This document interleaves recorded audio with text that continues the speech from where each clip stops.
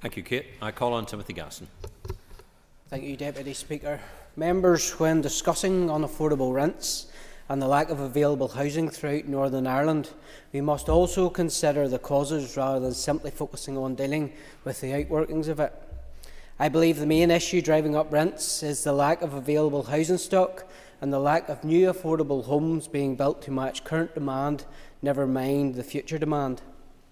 A number of weeks ago, I welcomed the Communities Minister's ambition to deliver at least 100,000 new social or affordable homes over a 15-year period to meet our housing demands.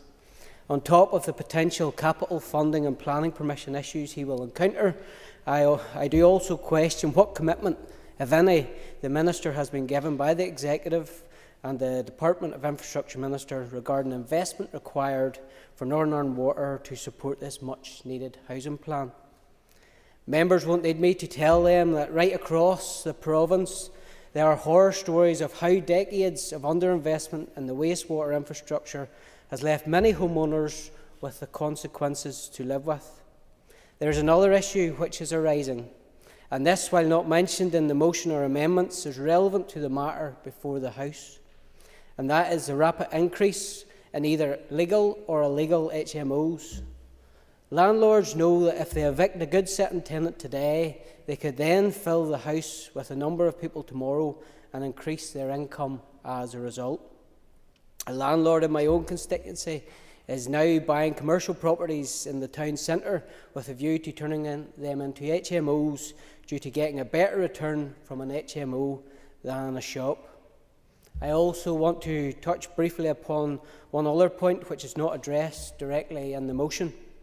Whether this chamber wants to admit it or not, uncontrolled immigration is also a contributing factor, adding to housing rents, especially in deprived areas.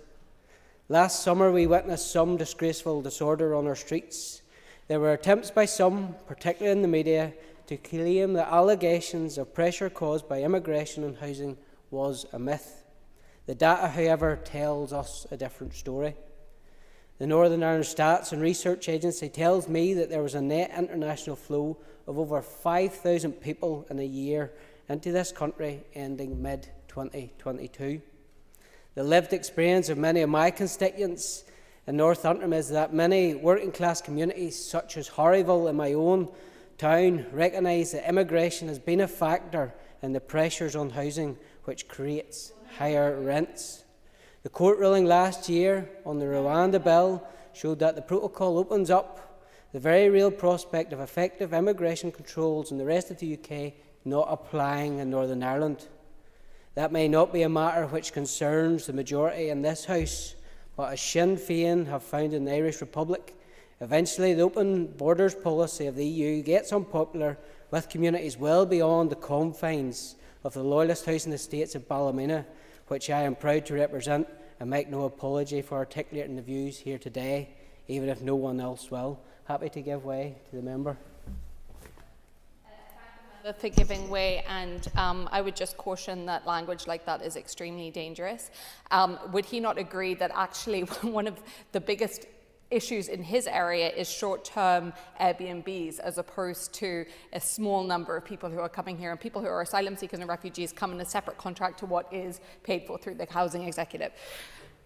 And the member has an extra minute, and I will remind the member to keep his comments and on the direction of the motion that's before us. Thank you very much, Deputy Speaker. And just responding to the member, immigration is one of the issues which is adding pressure to our housing stock right across Northern Ireland, whether the member wants to admit it or not. If you have a lack of stock, you will ultimately increase the rents. That's a fact. Immigration is part of that issue, adding to the pressures in our housing stock. That is a fact. Deputy Speaker, unless and until we deal with the factors causing the rent increases, then landlords will continue to be driven by money rather than providing good houses for their tenants. I am happy to support this motion before us, but a greater focus needs to be put on the cause of what is driving the rents up and not just mollycoddling the landlords to keep the prices down. We need to look at the cause as well as the outworkings of it. Thank you, Mr Gasson. Minister, and you have up to 15 minutes.